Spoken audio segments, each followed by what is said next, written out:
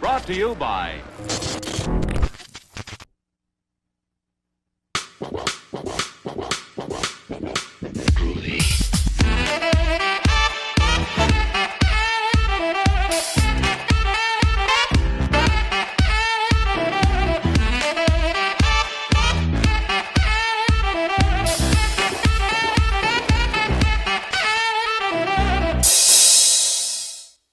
Hello friends, welcome back to ETF, where we hop on board with Vice as the boys take a trip out to the remote compound of Eden Parish, where we quickly find that this little slice of paradise may just be a shroud for something far more sinister.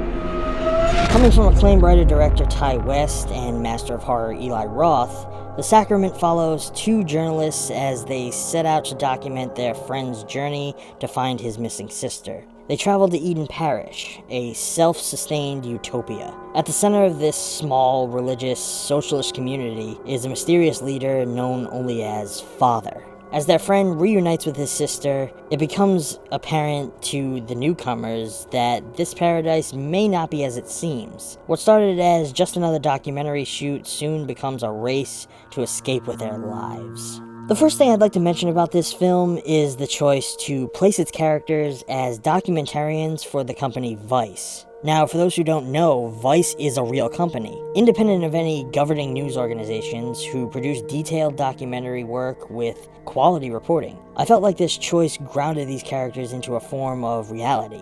It immerses you deeper into the narrative by providing another level of real-world relatability, despite the fact that the actors are easily recognizable if you are a film enthusiast. That being said, the performances throughout this film are entirely authentic and highly enveloping. Every action taken and line spoken is perfectly landed in a believable fashion. Nothing ever felt out of place, and I never found myself confronted with a moment where I was questioning a line of dialogue in any way. It all felt perfectly natural and legitimate. The breakthrough performance here is without a doubt Gene Jones, who portrays Father.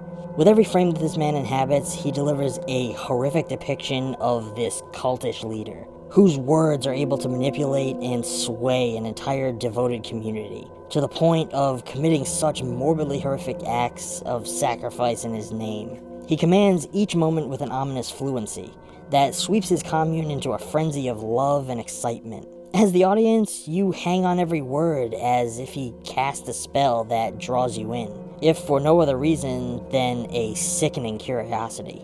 This is Ty West's venture into the found footage arena, which he seems to be immediately comfortable in. There's an energy with the way the film is shot that helps it descend you deeper into the sinister undertones of this community. I feel like he could not have chosen a better subject matter to capture in this style.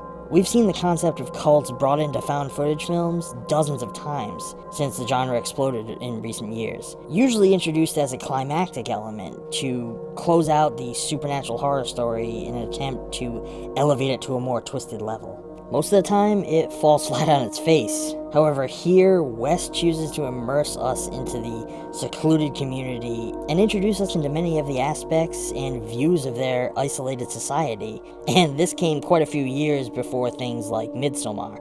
It allows us to step into the viewpoint of our main characters, who have this outside perspective on the parish and the things that are occurring within it. Through many of their conducted interviews, we are provided a portrait of paradise, where the citizens of this place have given up everything for a chance at a peaceful life in this commune, far away from the horrors of the rest of the world and the oppression of governing bodies. They've placed their complete faith and devotion to a man who has promised them the world, which is a concept that any of us who are conditioned to a life within societal norms would find to be somewhat disturbing.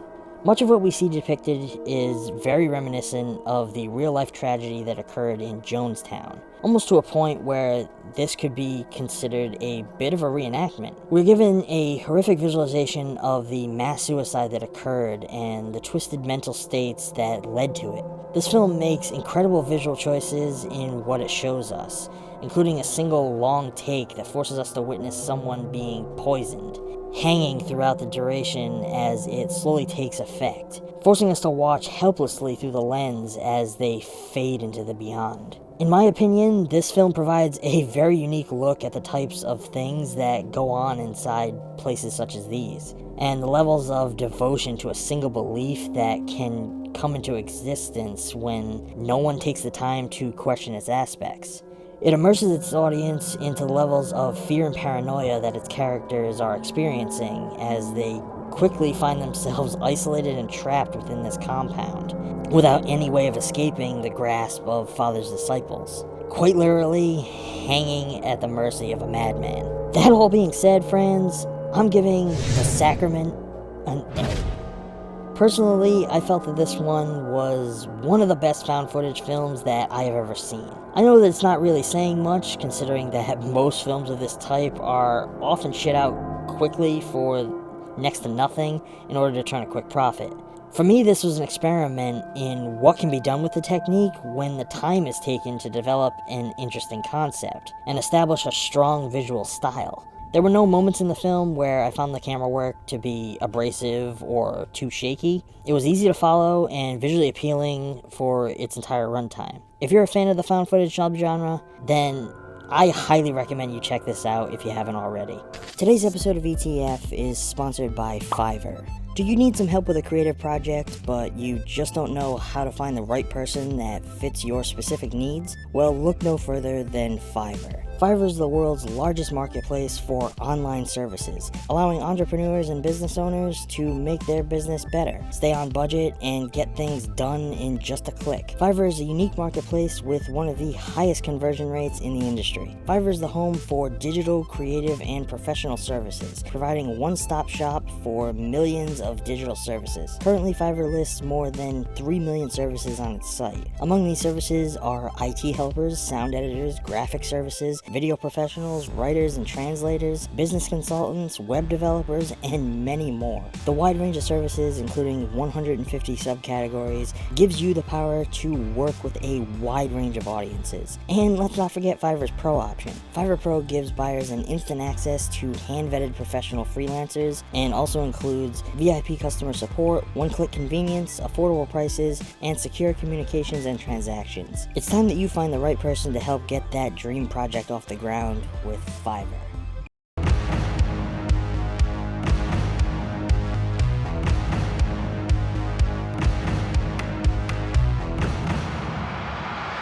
If you enjoyed today's video and you think maybe you would like to help out the channel, please consider supporting ETF on Patreon, where every donation helps keep fresh content coming your way. If you would rather avoid that monthly commitment, fear not. ETF offers a few other ways that you can get involved and help out. Feel free to check out our merch store over at EmbraceTheFilm.com, where you can get your hands on a variety of merchandise from t-shirts and phone cases to mugs and tote bags, so that you can show your love of ETF wherever you may go. And lastly, if you would like to donate to the channel but would rather not do it monthly, or maybe want to give a little more generously, we also have opened up a PayPal account where all donations are put right back toward making fresh content for you to enjoy. If you want to see more videos like this, feel free to smash that like button, don't forget to subscribe, and I will catch you all next time. Thanks for watching.